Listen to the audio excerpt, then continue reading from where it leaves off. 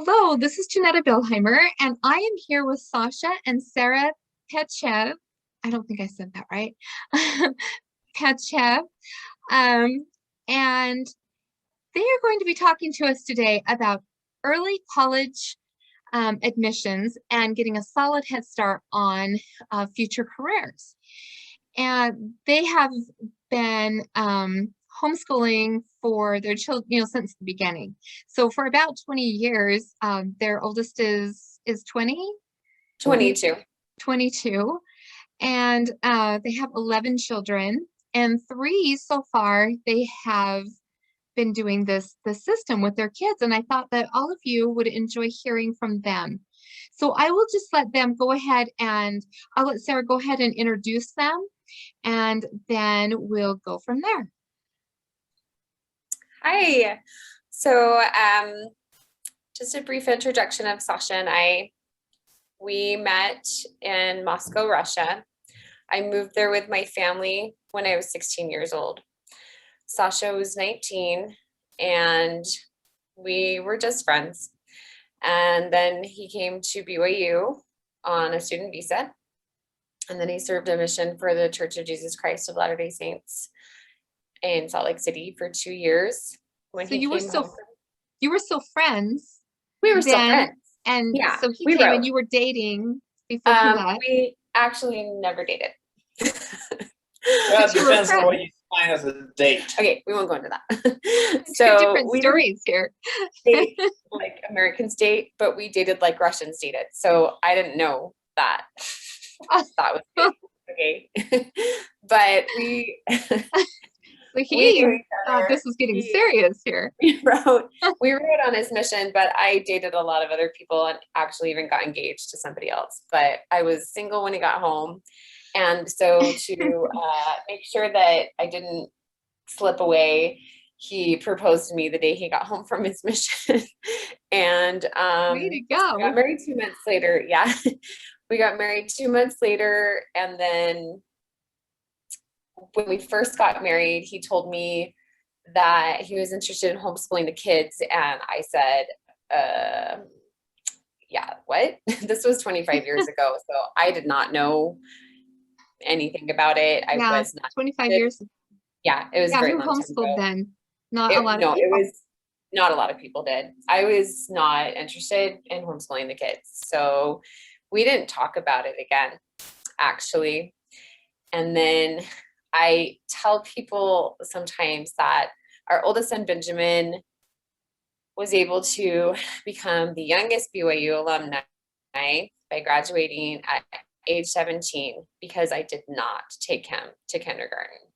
That's how we started our homeschool. I just didn't sign him up. And then that was it. So he was really from there. Yeah, we just kind of took it from there. So I think Janetta said we would be talking today about something that we have been able to do in our homeschool. I don't think we started out with this goal, but it is something that we could say that we have done is by doing early college admissions. And then because of that, our kids are able to get an incredible jump start on their career. So I'm going to give you guys the short answer of how we've done that. And then Sasha's going to take over and talk about some more of the philosophies of what helped him. I think he kind of maybe had the vision. I did a lot of the details, but his vision is really interesting to listen to. But the short answer is that we just, elbow grease.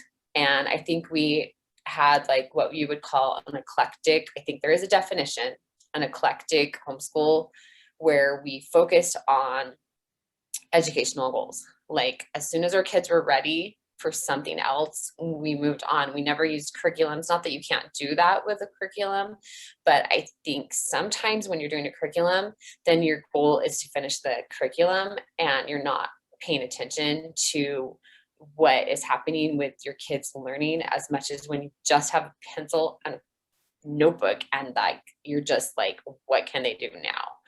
So maybe also starting kind of earlier, that way there wasn't a lot of curriculum when we first started homeschooling. That's so a good point.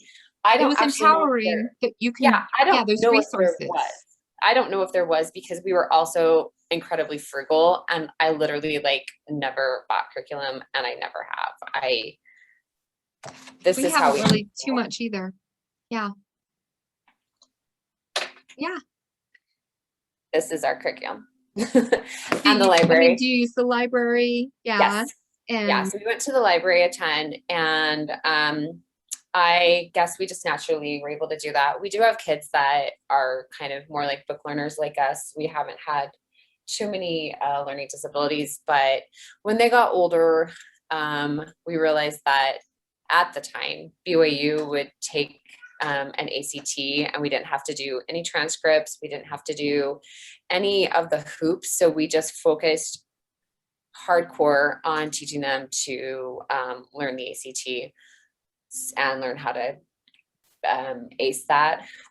Recently, BYU does not accept early admissions anymore. So we've been exploring other options. Right now, UVU is our one option that we're exploring. But like I said, the short answer is just work with your kids and focus on what they don't know and teach them that. That's it. Okay, so I'm gonna like focus the camera on Sasha now, and he's gonna do some of the talking, and I hope that we can give you guys some good information. All right. Thank you so much, Sarah. You're welcome. Well, Jeanette, thanks for having us here, recording us, and getting Thanks for being here. Getting from us what we know. We're happy to share it with others. We hope that as many families as possible are able to replicate our success, at least in some measure, and in the form that is appropriate for their situation and for their the talents, gifts and talents that the Lord has blessed them with. And so we just, I'll just share some of the things that I believe are would be of use to everybody. Or a lot of people. So start with the vision. So where are we going? What are we trying to achieve? Well, I have a dream of having a crazy number of grandchildren, like 100. Hey, I have that dream too. Well, I don't know if we'll pull off 100 or not, but whether be it 90 or 80 or 110 or however many the Lord will give us, that is not as important as the fact we are prepared. If the Lord sends out many, that we're able to have the children that are capable of taking care of that many, or even getting to the point of having that many, because a lot of things need to happen for this to take place. Of course, there is the physical part. You have to have the health.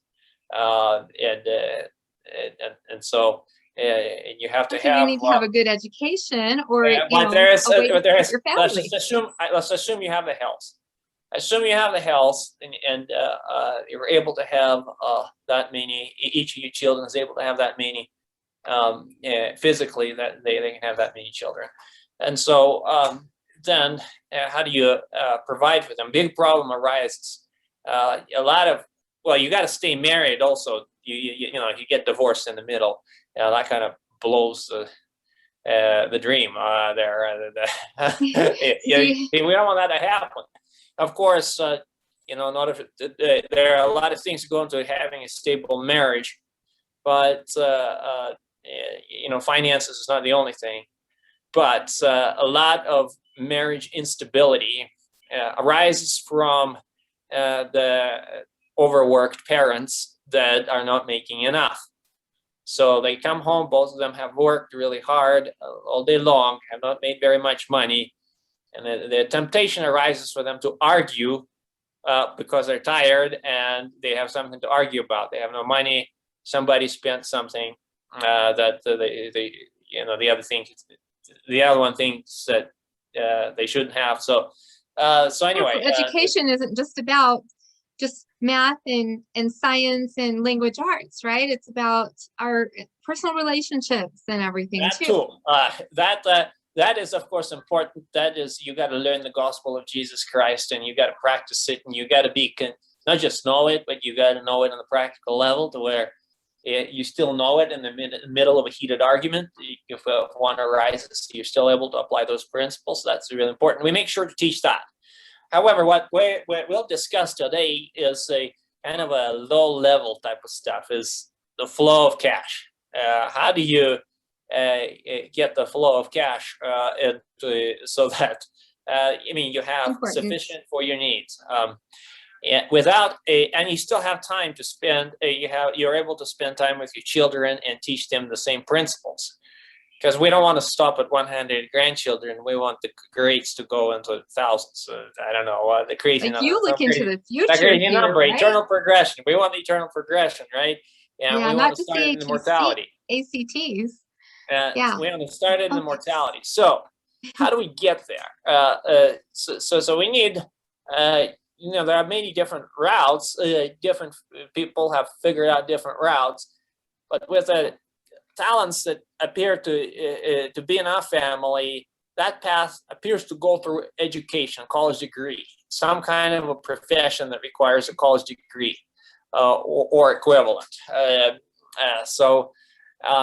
I've been able to do it for our family, working as a software engineer, which requires a CS degree, or equivalent experience, which you may get in some other way. But anyway, so we looked at the educational options available to us. It was rather clear that the traditional path of elementary, junior high, high school, then college leads that route, prepares a young man at the age of 25 to support a woman, maybe, and 2 dogs. And we want to be able to, instead of those 2 dogs, we want it to be two children, and then 3 and a 4 and a 5. Yeah, so we can't really follow that route, so we got to make up our own, and that works better. That where the skills are acquired sooner, and where you're able to become a provider for your family at a younger age. So we using trial and error and research and just observation, we came up with this idea, this plan. So a child is born at the age of is born, and then we ask, soon the child is born, and that early, why can't he go to college right now and get a college degree? So we kind of feel like our job is to get them to college, and then once they're in, then they're old enough to where they're making their own decisions of where they're going to go, what major they're going to pursue, how they're going to solve that problem for providing for the family. They'll discover certain gifts and certain talents, but our job is to get them to college, and so we focus on this task, get them to college. So this start, they're born. Why can't they go to college? Well, there are some problems. They need to learn to talk. They need to learn to read. Then they need to learn basic math, and so forth. So we, and then narrowing things down a little bit. How do you get into college as a homeschool student? And it seems like your ACT score is your trump card. That is, it gets you in. It's high enough. And get you in and get you scholarships. So let's look at this. Need things like a transcript and transcript. No, you can get in without a transcript. ACT. How do you now? What's this ACT test all about? You have a lot of things. People say a lot of bad things about standardized testing, but what I discovered is that it's not. Standardized testing is actually a very reliable way of evaluating one's ability to handle college.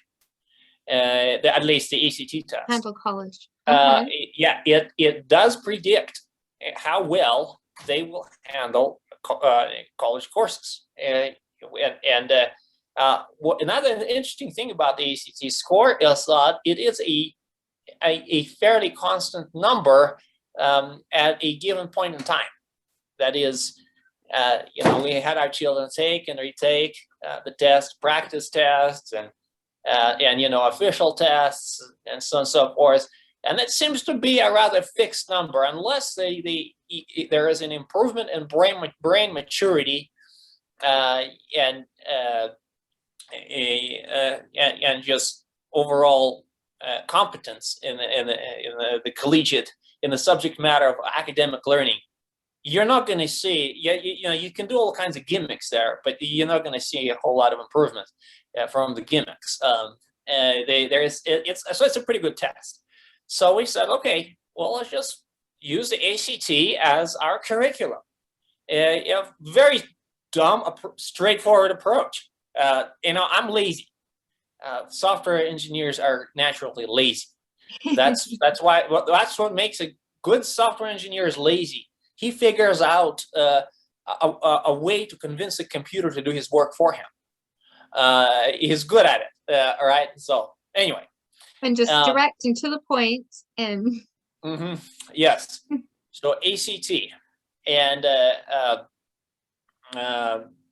what we discovered is with English, reading, and science, there is not much you can do there. It's like there's not much you need to do. If they just read, they read books, they read hard books that explain complex ideas, scientific principles.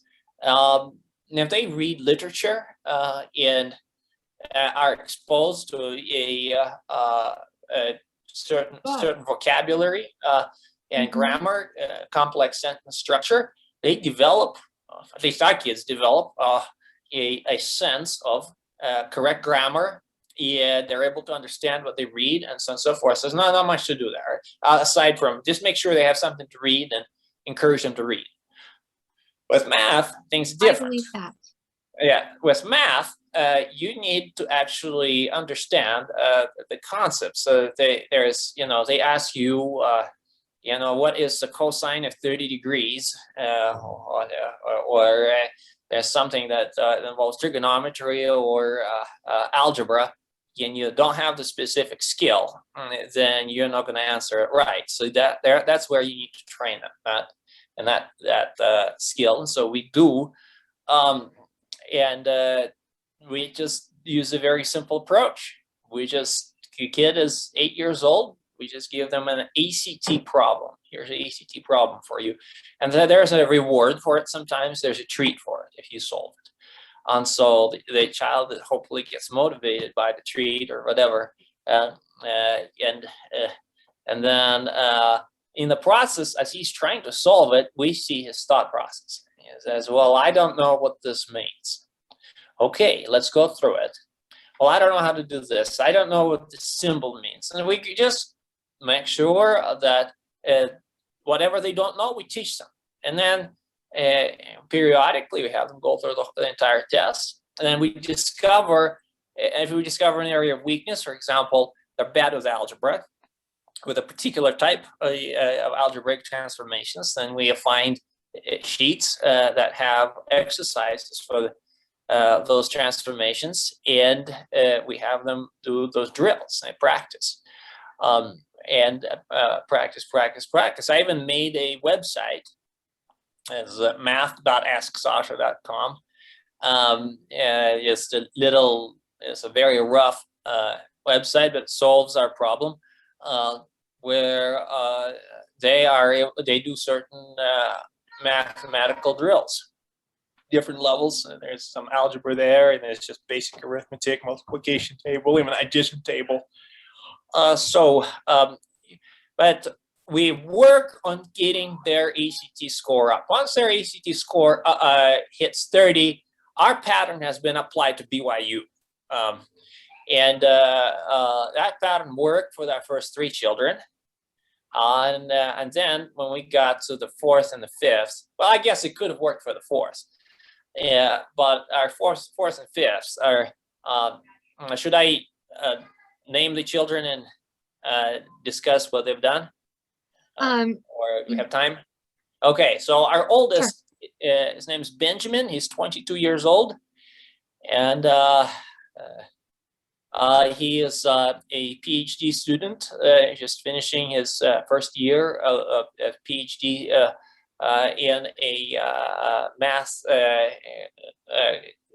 computer science and engineering program at the UT of Austin. And he's been doing it remotely. He'll be going there sometime during the summer to start his, now that COVID is over. Well, they have, COVID is not exactly over, but they're having classes in person. And so he'll be going there. But he graduated, he started BYU at 14. And he graduated at 17 in the Applied Math with Computational Emphasis program, ACME, a program I would recommend to those who are interested in being good providers for the family and have mathematical inclinations. Well, he can make quite a bit of money that way. Yeah, he is. So then he got master's at BYU. He started before his mission, finished afterwards, and then started a PhD. So that's our oldest. Second oldest. He had a good head start there. She is 20 years old, and she is already married. Benjamin isn't, by the way. So if you have candidates, still waiting for grandchildren there. You have candidates, you'll consider them. Anyway, Jenny graduated with a degree in computer science, bachelor's in computer science, and minor in business. And she started at 16, finished at 20. She could have finished earlier, but she threw in a business minor. And she's working right now as a software engineer at a small company here in Provo. And her husband is a student at UVU. So they don't have children yet, so she's able to do this for a while. Anyway, and then our third oldest, her name is Julia. She is an artist, and she is doing visual arts. She started at BYU at 17, and she's in her second year right now. She's 18 years old.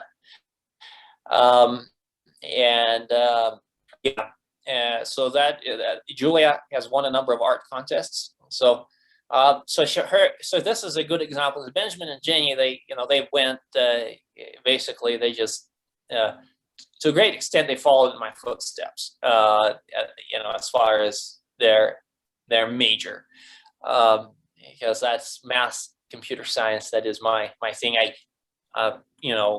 shifted to computer science because at least back then in my time, it was the way I saw it. It was easier to feed a family if you focused on software engineering rather than on the more theoretical aspects. But things are changing now. There's things like data science, and there are a bunch of other ways of getting a good job with something that's more interesting than just writing software. But anyway, that's them. And then we have Joseph and Jacob, and so they are the ones that are applying to college right now, and they just submitted their application. How old are they? At UVU today, and the reason it was UVU and not BYU was because BYU has this policy of new policy that you cannot apply at 17. I mean, you cannot apply if you're younger than 17 on the first day of class. And they're how old?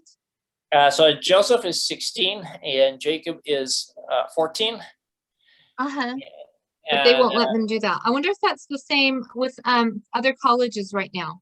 no, Or that's just UVU, it's not the same. UVU. Well, not the same with UVU. And I checked. I called UVU yesterday to make sure that everything was good. And they gave me the green light. You can go ahead and do it, they said. So yeah, with those given the circumstances, well, UVU is an okay school. It's on the plus, it's easier to get a scholarship with the same ACT score. So that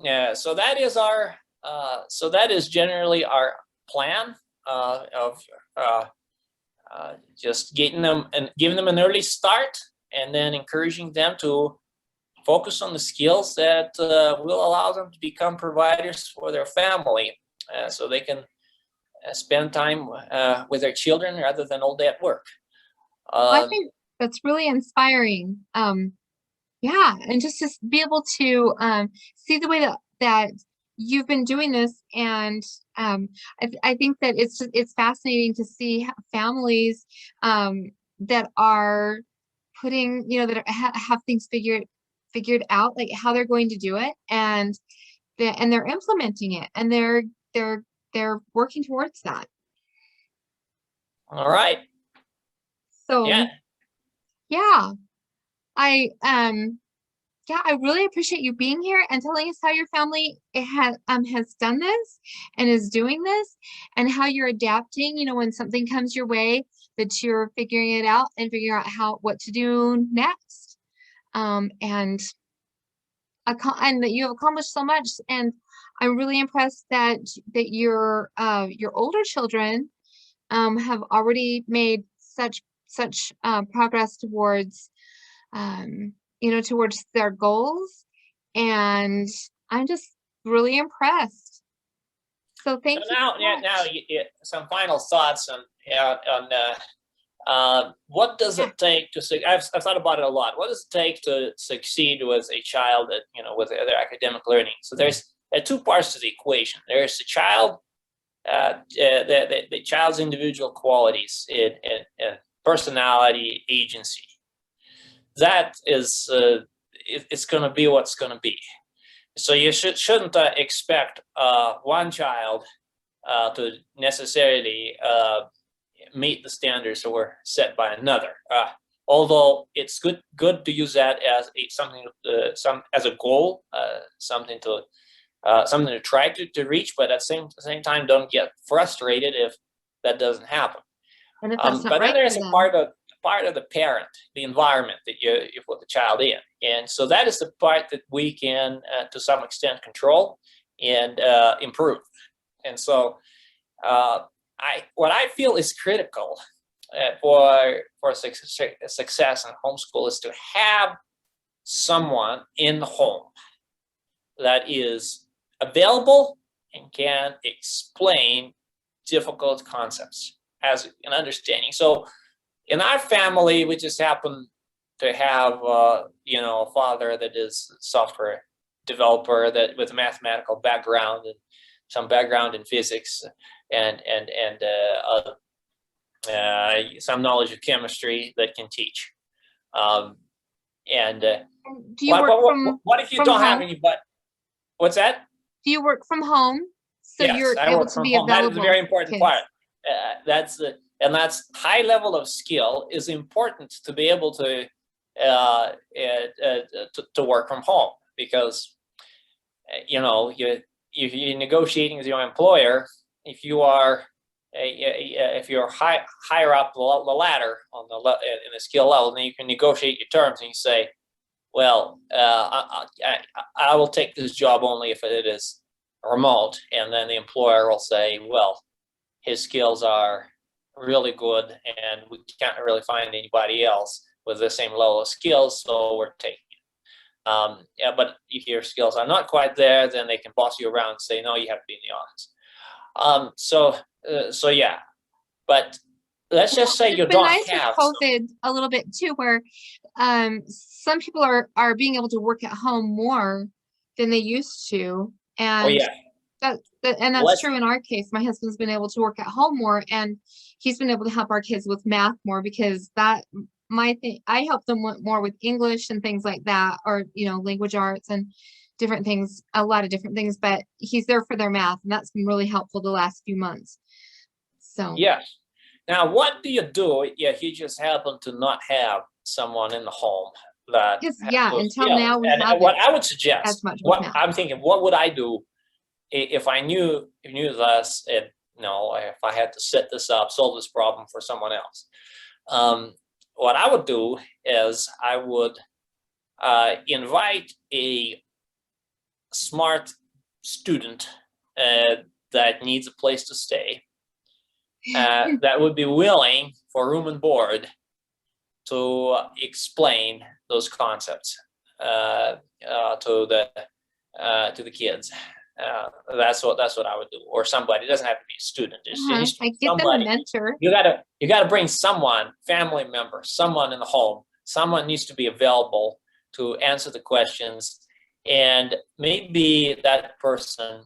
And then you also need a slave driver, someone who will get on their case when they're not motivated, and give them some motivation, a little a drill sergeant, like the talk in general conference. There was who was it? I forgot. It was his sister.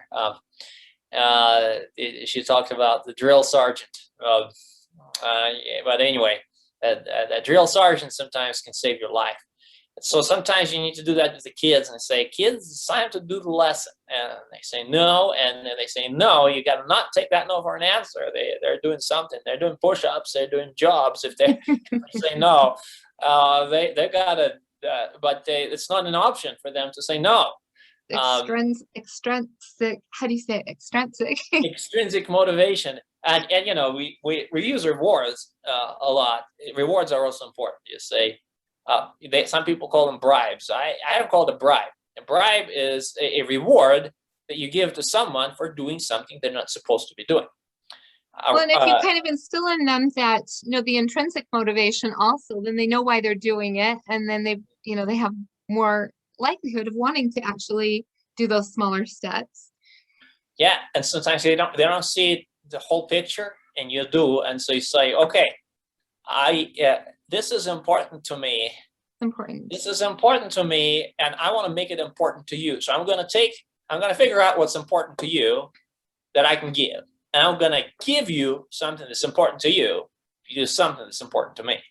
And hopefully, then our goals will get aligned, and you will see that becoming one, that where what's important to me is not just important to me, but it's also important. Sometimes they don't see the things that we do as parents, right? It's important.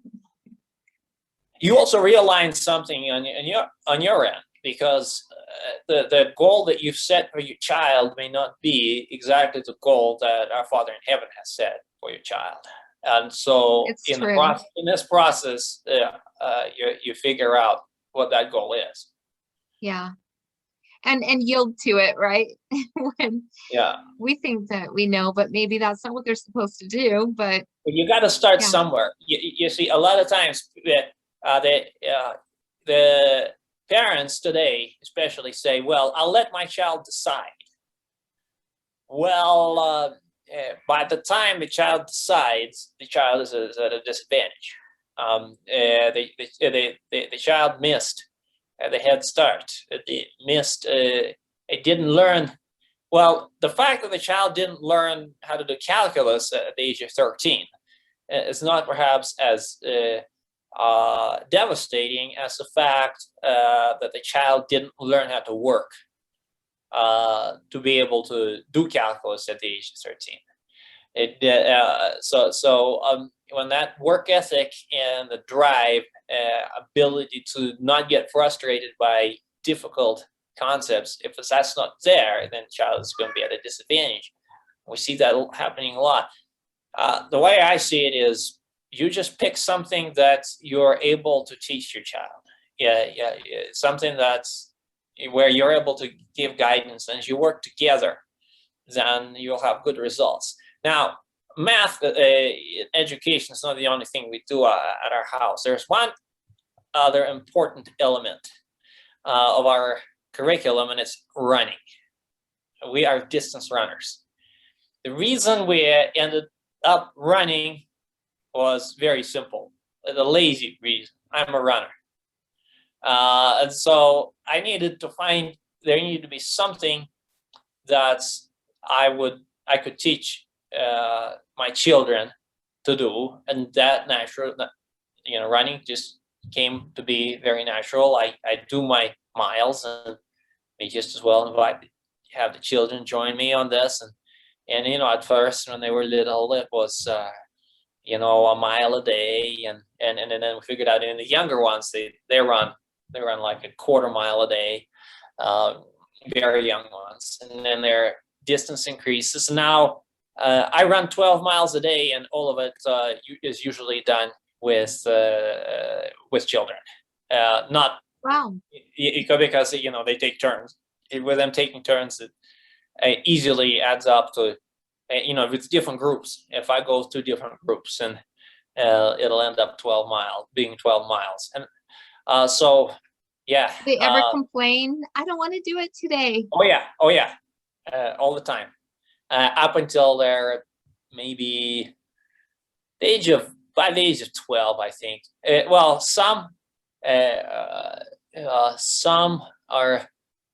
Let's see. Our Joseph, who has a tendency to complain, I think stopped complaining around the age of 13, because he might complain about the distance he is supposed to go or the pace, but he never complains anymore about the fact that he needs to get out and run. So it's something that's good for his body to be out and run. And but they don't. They're not natural born runners. They complain, and then they learn not to complain. So that's also a very important part of the education, is how do you do something that's hard without complaining, or at least if you feel like complaining, and just hold it off and do it anyway, because there are still blessings attached. Because we have that parable in the New Testament where it talks about two sons, and one said, "I'll go and do it," and then he didn't do it, and the other complained at first, but then repented and then did it. And so, which one got the blessings? So it's all right. They complain as long as they do it. We're good. Is it okay for them to say, I don't want to run anymore, I want to do tennis or something like that? So what we say is that if you are serious about tennis and you demonstrate, by the way, you do need to run for it to get the endurance for tennis. So if that were to happen, in fact, we have a child that is not able to run the normal mileage. She runs only 3 miles a day because she has some condition with something with her adrenaline, energy levels, nervous system, where she just developed it as a teenager. And we're not exactly. We still have we've done some tests, and we can't really figure out what's going on. But she's she's not quite performing at the level that you would expect her to be able to perform. Doesn't quite have the same endurance, and she's always needed to sleep 12 hours a day. So she was born with something, but then it started affecting her running in her teenage years. But she can still run 8-minute mile pace for 3 miles, even faster than that. So she is still she runs 3 miles a day, which is not what I thought she would be running when she started younger. And but the way we approach it is, you get out, and if you want to do another sport, that's fine too. And if you start getting good at that sport, and you can find a way to be really good at it, and you need to cut down your running to be good at that sport, that's fine. So far they have not been able to find that sport, and part of it is you just stay with running. Part of it is that with running they're getting good coaching. We don't need to hire a coach for them, because I can coach them. Mhm. And they're winning races. They're And they're placing motivated that in way. the state and national meets. So they're like motivated to. It'd be hard for them. They're trying another sport. It'd be hard for them to, match the same level of performance they're getting in running. So, yeah. Well, and I think part of it is just, teaching them what is yours, or presenting what is yours. And, and I think that, it's not by accident that we have the children that we have, and that we can, that it's good to be able to share your, what is important to you. And of course they'll have their own things, but, that are important to them for their lives, and their own special gifts and everything. But presenting what is yours, and teaching them what has, your talents and your things too, um, is really important. Yeah. So, and I really appreciate you being here, and for joining me today on this video, and joining our group. And yeah, just so appreciate both you and Sarah, and for giving us a look into your homeschool, and how you've been helping your children to get an amazing start on life, so that they're ready for the rigors of what life is going to hold for them. All right. Thank you so much for being here. I really appreciate you All for right. giving us this time. Thank you so much. Okay. Okay. Bye-bye. Bye.